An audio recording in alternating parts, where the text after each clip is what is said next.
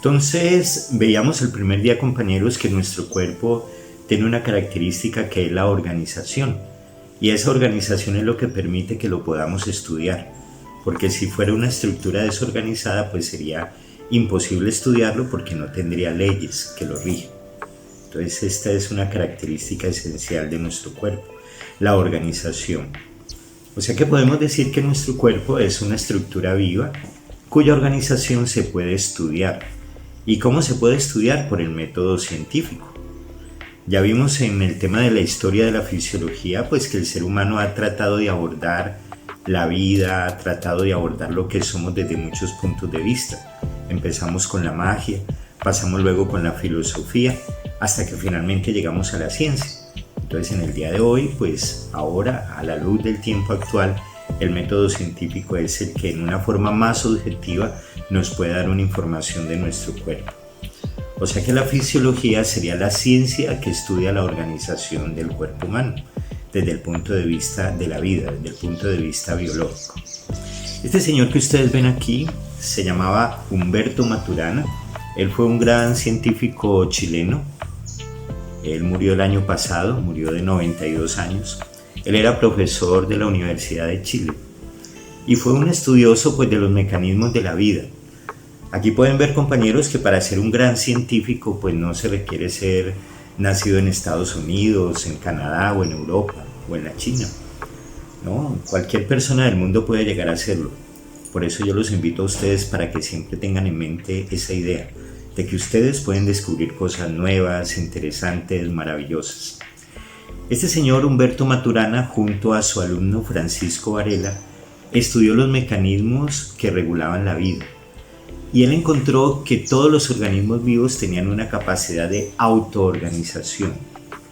Entonces ellos inventaron una nueva palabra en el idioma español, que es la que ustedes ven allá arriba, autopoiesis. Esa nueva palabrita, autopoiesis, la inventaron ellos para representar en un momento dado esa capacidad de autoorganización de los seres vivos. Allí está, a la derecha Humberto Maturana y a la izquierda Francisco Varela. Francisco Varela murió muy joven, murió de 45 años de un cáncer hepático, pero el legado pues que le dieron a la fisiología fue muy grande. Esta señora que ustedes ven aquí, ¿ustedes qué impresión les da a ustedes? ¿Sana o tiene algo? Salud. Salud, ¿verdad? Salud, bienestar. Su rostro nos comunica tranquilidad, felicidad, está tomando agua, tiene a su frente muchas frutas. O sea, nos da una impresión de equilibrio. Pues bien, ella vive en un ambiente que para ella es muy adecuado para la vida y ella lo está aprovechando. Seguramente tiene recursos económicos para conseguir este tipo de alimentos y en ese ambiente ella vive feliz. Ella se ha adaptado a ese ambiente y sabe aprovecharlo. Comparémoslo, compañeros, con esta figura. ¿Qué opinan, compañeros, de estos niños? ¿Qué impresión les da? Hambruna. Sí. ¿Qué más? ¿Cómo será su estado nutricional de acuerdo a lo que ven en sus cuerpos? Muy deficiente, profesor. Exacto, mire, tienen desnutrición, sus costillitas se ven allí por debajo de la piel, su abdomen está bombado, seguramente tienen muchas enfermedades de tipo infeccioso. Y sin embargo, ellos han logrado adaptarse a ese medio ambiente tan difícil, tan deficitario, y hasta cierto punto ellos pueden mantener la vida, hasta cierto punto. Pero esa capacidad para sobrevivir en un ambiente tan hostil como estos, en unas condiciones tan difíciles, es otro ejemplo de autoorganización. Por eso la palabra autoorganización también es adaptación. Cuando nos adaptamos a algo nuevo, a algo distinto, a algo difícil. Y pues la verdad, compañeros, la vida es una suma de adaptaciones. Cuando nacemos nos adaptamos a un medio que no conocíamos, que es el medio aéreo. Veníamos de un medio acuático como era el útero de nuestra mamá. Nos adaptamos a este nuevo medio y poco a poco el proceso de la vida son una sumatoria de adaptaciones para poder sobrevivir. ¿Qué estamos haciendo en este momento? Pues adaptarnos a algo académico para poder entender algunas cosas que nos van a ayudar para nuestra vida, para nuestro trabajo, para hacerlo bien. Entonces la vida es eso, compañeros, adaptarse y autoorganizarse. Esto es un rompecabezas, ¿verdad? Cuando un rompecabezas lo organizamos, lo armamos, entonces ya tenemos una idea de algo que tiene forma, ¿sí? Esa es la vida. La vida es un proceso de autoorganización de sus partes. Hay muchas definiciones, digamos, del libro de autopoiesis. A mí la que mejor me gusta es la que ustedes mismos puedan decir. A ver, ¿quién me puede dar una definición de autopoiesis diferente a la que aparece aquí? ¿Quién me puede dar una definición? Yo diría que es como la organización autónoma del organismo.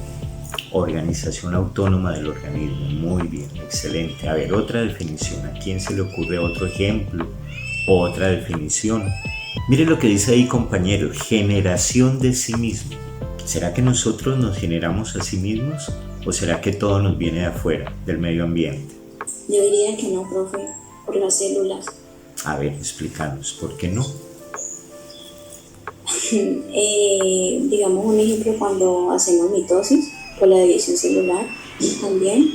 Sí. Digamos que eso es una generación también de varias células. Valga la redundancia, se van generando, Sí. van aumentando. Entonces algunas células de nosotros, digamos, pueden ir muriendo y asimismo también se pueden ir generando. Excelente, es una idea muy buena. O sea, los organismos vivos pues reciben nutrientes, oxígeno, y eso es lo que permite que esas células hagan esta generación, lo que tú hablas, la división celular. Sí, claro, es una forma de generación de sí mismos. Recordemos que nosotros venimos de una célula primordial, un óvulo fecundado por un espermatozoide. Ese cigoto luego se empezó a dividir por mitosis, como tú mismo la dices, y finalmente pues somos seres multicelulares, pero realmente nos fuimos generando a sí mismos. Y eso es lo que tenemos que hacer todos los días, compañeros, generarnos, crearnos a sí mismos. Nosotros no somos seres terminados, realmente cada día es una oportunidad para autogenerarnos. Es bien interesante lo que tú acabas de decir. Mira, autopoiesis es la capacidad de autorregenerarse. Hay muchos ejemplos. ¿Han visto ustedes cuando una lagartijita es atacada por un gato? ¿Qué hace la lagartija? Desprende su cola. Exacto. Y la cola pues tiene un movimiento por algunos minutos porque tiene todavía reservas de neurotransmisores. Hay contracción de las fibras de la colita, entonces la colita se mueve y eso distrae al gato. El gato se distrae con la colita y deja ir a la lagartija. Si ustedes le ponen una ceñita a esa lagartija y la ven 15 días después, ¿qué van a notar en el cuerpo de la lagartija? Que está creciendo otra vez la cola. Exacto. O sea, se ha autogenerado nuevamente, se ha regenerado la colita. ¿Cuál es el órgano del cuerpo que tiene mayor capacidad de autorregeneración? El hígado. El hígado, exactamente. Un órgano tan complejo que vamos a estudiar en detalle el próximo semestre. Es un órgano que tiene una gran capacidad de autorregeneración. Exactamente. Entonces Maturana y Varela decía, todos los seres vivos tienen esa capacidad de autopoiesis. Desde los unicelulares, los pequeñitos, a los pluricelulares como nosotros. Obviamente el medio donde estamos es importante también. Esas perturbaciones que crea el medio en un momento dado pueden acelerar o mermar la capacidad de autogeneración, pero esa es una capacidad intrínseca de los seres vivos. Eso es lo que diferencia un ser vivo del que no es vivo, la capacidad de autogeneración. Un ejemplo de ellos es la metamorfosis, ustedes la conocen. Mire cómo la mariposa viene de una oruga, luego de esa pupita que ven allí hasta convertirse en mariposa. Es una forma de autogeneración. Cuando estábamos en la escuela, compañeros nos decían, ¿qué es vida? ¿Y qué contestábamos? ¿Se acuerdan? La definición del libro de primaria. Vida es todo lo que nace, crece, se reproduce y muere, ¿verdad? Esa definición no la sabíamos casi que como un dogma. Sin embargo, pues Maturana y Varela dijeron, no, pero es que eso no es así como tan verdadero. Observemos que hay seres vivos que no se reproducen. Miremos ahora nuestra cultura donde ese deseo de reproducirse pues ya es menor por muchas razones y hay seres humanos que eligen no reproducirse y sin embargo no por eso dejan de ser vivos, ¿verdad? O sea que esa definición ya es un poquito obsoleta. Entonces Maturana y Varela dijeron, no, tenemos que definir la vida bajo otras circunstancias. Entonces ellos dijeron lo siguiente, vida es todo lo que tiene autoorganización, o sea, autopoiesis, y a la vez es un sistema abierto. ¿Qué quiere decir la palabra sistema abierto, compañeros? está propenso a recibir cambios por el entorno. O sea, Exacto. el entorno puede afectarlo. Muy bien. O sea, es un sistema que intercambia con el entorno materia, energía e información, ¿verdad? O sea, está sujeto a los cambios del entorno. Mire lo que ocurrió este fin de semana, compañeros, aquí en Tuluá. Hubo un cambio en el clima. Veníamos de un verano bastante fuerte, bastante intenso, y los últimos días ha llovido bastante. Ese es un cambio en el entorno, que de alguna forma influye en nuestro interior, ¿verdad? En nuestra capacidad de regenerarnos, de vivir. Entonces, ese sería un ejemplo de sistemas abiertos. Lo que estamos haciendo en este momento, compañeros, estamos intercambiando información. Yo les muestro una diapositiva y ustedes piensan, dan sus valiosas opiniones. Ese es un ejemplo de intercambio de información. ¿Intercambiamos energía? Claro que sí, con el movimiento, con la palabra, con un abrazo. Intercambiamos materia, claro, cuando nos nutrimos, cuando respiramos. O sea, somos sistemas abiertos. Muy bien. Entonces, a la luz de la fisiología actual, las dos características básicas de la vida, compañeros, serían estas: autoorganización y ser sistemas abiertos. O sea que la influencia del medio exterior, claro que es importante, pero además de ella tenemos la capacidad de autogenerarnos, de autoorganizarnos, porque somos seres vivos. Observemos este animalito, las ballenas. ¿Ya fueron a ver las ballenas a Buenaventura, al Océano Pacífico? ¿O no han ido todavía? Bueno, es un espectáculo hermoso. Yo estuve el puente pasado allá y me pareció increíble realmente. Yo no quería morirme sin conocer una ballena directamente, y para mí fue algo maravilloso la experiencia, ver estos animalitos enormes, bellos, hacer esos movimientos de cortejo a su pareja, el juego que ellos hacen, los sonidos que producen, maravilloso. Realmente ver la vida en esa magnitud es algo increíble. Compañeros, ¿las ballenas son peces? Sí, porque son peces. No, no son peces. Son mamíferos. Son mamíferos, claro que sí. Las ballenas son mamíferos, al igual que los delfines, al igual que las focas. Hay muy pocos mamíferos que realmente viven en el agua, son muy poquitos, porque el hábitat normal de los mamíferos es la tierra, ¿sí?, donde estamos nosotros. Sin embargo, observemos cómo estos animalitos, las ballenas, han logrado adaptarse a través de la evolución a un medio que es raro para los mamíferos, como es el agua. ¿Qué tiene que tener una ballena en su cuerpo para sobrevivir en el agua? Principalmente oxígeno, profe. Bueno, pero ella no puede tomar el oxígeno del agua porque es un mamífero. No. Entonces, ¿qué tiene que hacer ella para respirar? Ella tiene que salir. Exacto, porque ella tiene pulmones, ella no tiene branquias. Pero ¿qué tiene que tener en su cuerpo para poder estar tanto tiempo en el agua y no morirse, siendo un mamífero?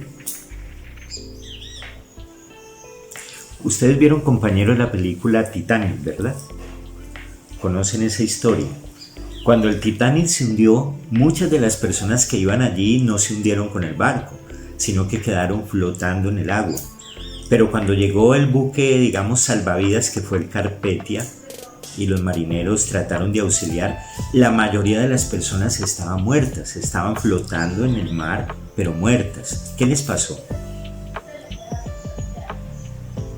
Ellas creo que murieron por hipotermia. Exactamente, murieron por hipotermia.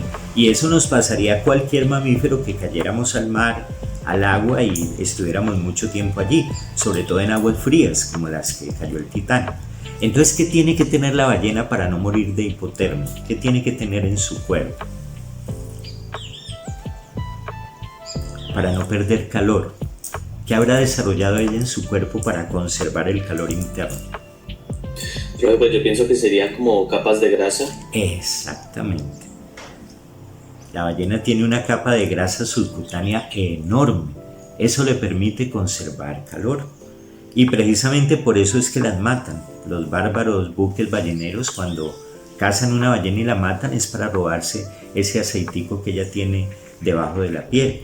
Pero mire, compañeros, que ella logró desarrollar en su evolución esa gran capa de grasa, que es como un abrigo interno que ella tiene para conservar calor. Ese es un gran ejemplo de autoorganización. que le permitió adaptarse a un medio que no es normal para un mamífero, como es el agua. Muy bien, compañeros.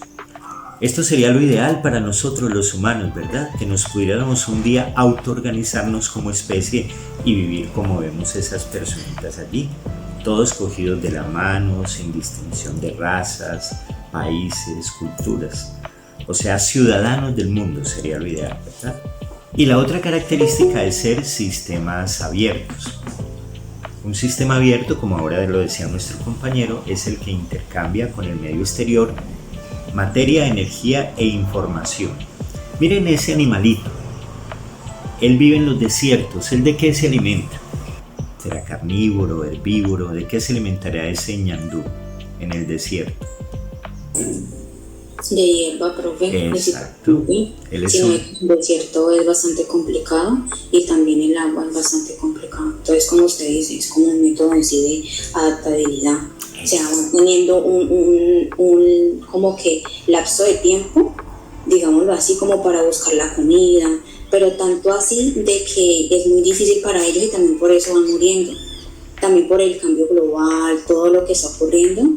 Entonces, ellos van muriendo también por eso. Excelente tu idea, claro que sí. Para él es muy difícil encontrar pastico, encontrar hierbas y encontrar agua. Y sin embargo se ha logrado adaptar a ese medio tan hostil para él. ¿Y cómo lo hizo? Produciendo gran cantidad de una hormona que se llama hormona antidiurética, que la vamos a ver más adelantico. Esa hormona se produce en el hipotálamo y lo que hace es retener agua en el cuerpo. Cuando ese animalito no logra conseguir un oasis donde haya agua, él produce mucha hormona antidiurética de tal forma que orina muy poquito, por eso se llama así, hormona antidiurética, y es capaz de sobrevivir muchos días sin tomar agua. Pero como tú mismo la dices, llega un momento en el cual pues ya esa adaptación no puede lograr evitar la muerte y pues seguramente muere si no encuentra la fuente de agua. Pero esto sería otro ejemplo de autopoiesis, de adaptación, y cómo el sistema abierto que es ese animalito se adapta al mundo que lo rodea. Por eso, compañeros, para el médico es muy importante este tema, porque siempre que ustedes estén ante un paciente, tienen que preguntarle dónde vive, cómo es la situación de vida que lo rodea, para poder entender por qué se enfermó. O sea, el médico nunca debe olvidar el hábitat del paciente, eso es fundamental, para que lo tengan ya en mente, bien clarito. Mire, aquí se ve muy bien. Mire que los sistemas abiertos tienen un límite, una frontera. Hay cosas que entran y cosas que salen. Eso es un sistema abierto. Es un sistema de intercambio de materia, energía e información. Un árbol es un sistema abierto. Mire, el árbol recibe dióxido de carbono, recibe la luz solar. Las hojitas, a través de la fotosíntesis, hacen transformaciones bioquímicas para producir oxígeno y para producir nutrientes, ¿verdad? Ese es un ejemplo de autopoiesis y de ser un sistema abierto. Entonces podemos decir que el objeto de la fisiología, compañeros, es estudiar estas dos características del ser humano: la capacidad de autoorganización y los mecanismos de intercambio de energía, materia e información. Eso es todo lo que estudiamos aquí en fisiología, a la larga. Un ejemplo de organización en nuestro cuerpo: los compartimentos de nuestro cuerpo. Mire, aquí los vemos. A la derecha está el compartimento intracelular y a la izquierda está el compartimento extracelular, que a su vez tiene otros dos subcompartimentos que son el intersticial y el plasma. Eso es un ejemplo de organización y vamos a ver que esos compartimentos son esenciales para entender cómo funciona nuestro cuerpo: el líquido intracelular y el líquido extracelular. Compañeros, de esos compartimentos, ¿cuál es el medio interno? El líquido extracelular, ¿no? Excelente, el líquido extracelular, que como tú lo puedes ver en esta figura, está formado por el plasma y por el líquido intersticial. Los dos junticos son el medio interno. Muy bien, excelente. Este es otro ejemplo de la organización de nuestro cuerpo. Mire, vamos de lo más grande, que es un órgano, hasta estructuras más pequeñas, los tejidos, las células y las organelas. O sea, de lo más grande a lo más pequeño. Es otro ejemplo de organización. Este sería otro ejemplo. Mire, vamos desde el átomo hasta un ser humano ya integral. De lo más pequeño, de lo infinitamente pequeño, desde las fibras, las estructuras subatómicas hasta un ser humano integral. Los fisiólogos dicen, la unidad más pequeña que forman los seres vivos y que tiene las dos características, la autoorganización y ser un sistema abierto, es la célula. Entonces, esa sería la unidad viva más pequeña que cumple con las dos características de la vida, autopoiesis y sistema abierto. Aquí tenemos una célula, compañeros. Vemos que cerca del núcleo de la célula hay una organela que ustedes ya conocen, que se llama retículo endoplasmático. En ese retículo endoplasmático están los ribosomas. Compañeros, ¿por qué siempre que vemos una célula, el retículo endoplasmático está cerca del núcleo? ¿Por qué razón? Por la síntesis de proteínas. ¿Y cómo es? Explícanos. ¿Qué hace que tenga que estar cerca del núcleo para sintetizar proteínas? Porque podía estar en la periferia, cerca de la membrana, pero está pegadito al núcleo. ¿Por qué? ¿Qué tiene que ver el núcleo con la síntesis de proteínas? Porque allí es donde principalmente tenemos el ADN. Ajá, ¿y qué pasa? ¿Qué hace el ADN para que se sinteticen proteínas? Porque allí principalmente está la información genética. ¿Y cómo hace el ADN para transmitir la información genética del núcleo a los ribosomas? Profe, pues yo creo que tiene que salir obviamente del núcleo y por eso el retículo endoplasmático está cerca, para que la información genética alcance a llegar a los ribosomas y no se degrade en el citoplasma. Pero ¿cómo pasa la información genética del ADN a los ribosomas? ¿Quién lleva la información? Pues primero es por la ARN polimerasa, ¿no?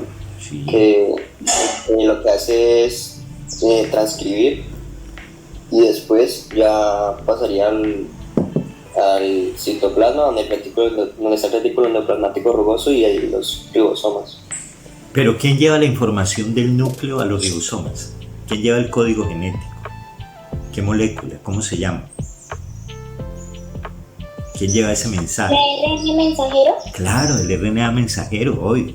El RNA mensajero tiene que salir del núcleo, pasar por los poritos de la membrana nuclear, entrar al citoplasma, llegar a ese edificio que vemos allí, que es el retículo endoplasmático rugoso, llegar hasta los ribosomas para que allí ocurra la síntesis proteica. Eso ustedes ya lo saben mejor que yo. Entonces, eso es un ejemplo de autoorganización.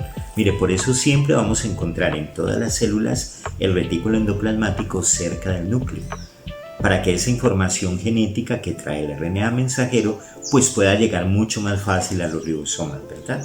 Y como decía ahora nuestra compañera, de pronto no se vaya a degradar en el citoplasma. Excelente, muy bien. ¿De dónde viene la palabra célula, compañeros? ¿De dónde viene esa palabrita? De celdillas. Exactamente. Los primeros investigadores de la célula estudiaron especialmente células vegetales, que son rectangulares, y se les pareció mucho a las celdas de los monasterios donde vivían los monjes. Entonces, por ese parecido le colocaron a esas estructuras el nombre de células. Entonces, de ahí es donde viene la palabra célula. Muy bien. Se calcula que en nuestro cuerpo hay 100 billones de células. ¿Qué tal la cifra? ¿Les parece muy grande o como pequeño? 100 billones de células. Muy grande, profe. Entonces, si la célula es el ser vivo más pequeño, de acuerdo a la teoría pues, de los fisiólogos, a nuestro cargo tenemos 100 billones de seres vivos. ¿Qué tal, compañeros, la responsabilidad de nosotros? 100 billones de seres vivos a nuestro cargo. Tenaz, ¿no? Es una responsabilidad bien grande. O sea, lo que hagamos, lo que comemos, lo que dejemos de hacer, de todas esas actitudes y actividades de nuestra vida, depende la vida de 100 billones de seres vivos. Increíble. En este momento en el planeta Tierra, ¿cuántos seres humanos hay aproximadamente?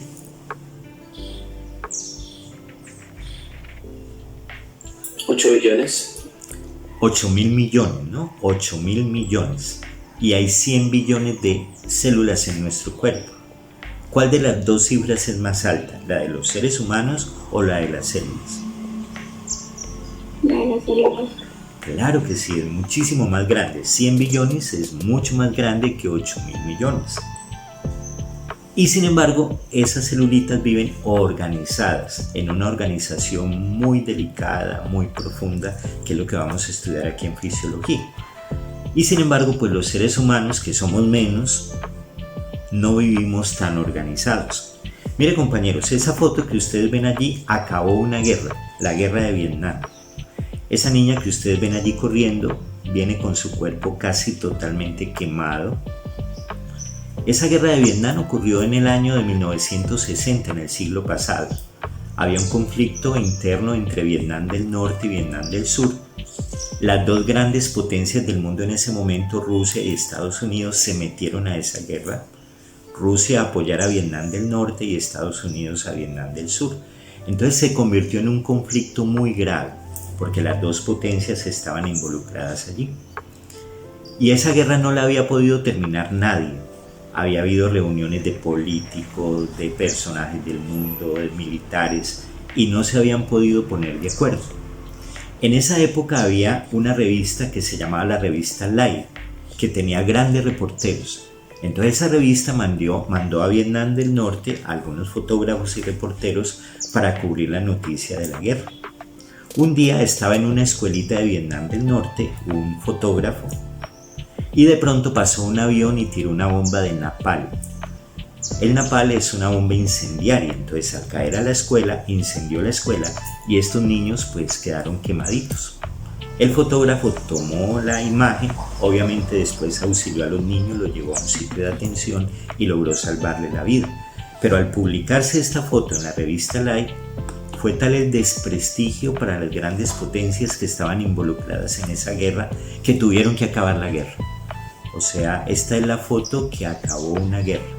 Esta niña que ustedes ven corriendo allí se llama Kim Phuc y todavía está viva. Mire, aquí se las presento. Es una trabajadora por la paz del mundo. Donde hay conflictos en el mundo, ella va. Aquí a Colombia ella ha venido varias veces en todo este proceso que hemos llevado tratando de encontrar la paz. Pues ella estaba allí presente, Kim Phuc, una trabajadora por la paz del mundo. Entonces, ante estos hechos, pues uno a veces se pregunta, yo por lo menos me hago esa pregunta, no sé si ustedes la hagan. ¿Quién es más inteligente, un ser humano o una célula? La célula.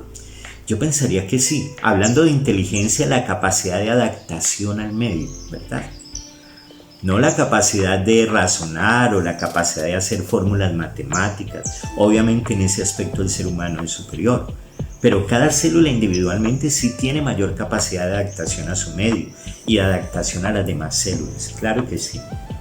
Ojalá los seres humanos algún día llegáramos a este tipo de inteligencia, capaz de convivir todos en una forma armónica y no como lo hacemos hoy en día o lo hemos hecho siempre. Ustedes dirán, bueno, pero ¿por qué en una clase de fisiología estamos hablando de la guerra de Vietnam? Estamos hablando de la ecología, del calentamiento global que hablábamos en la primera clase. Pues aquí está la razón, compañeros. Es que mire que la fisiología estudia al ser humano en varios ámbitos. Mire, desde el ámbito molecular, el que ustedes ven allá a la izquierda, estudia las células, los tejidos, los órganos, los sistemas orgánicos, el organismo como una totalidad y también lo estudia como especie. Y mire cómo la curvita de fisiología se interpone con la curvita de ecología. O sea que la fisiología también tiene que ver con los ecosistemas humanos, nuestra capacidad para adaptarnos a estos cambios que están ocurriendo en nuestro planeta. Entonces por eso es que la fisiología estudia todas estas cosas.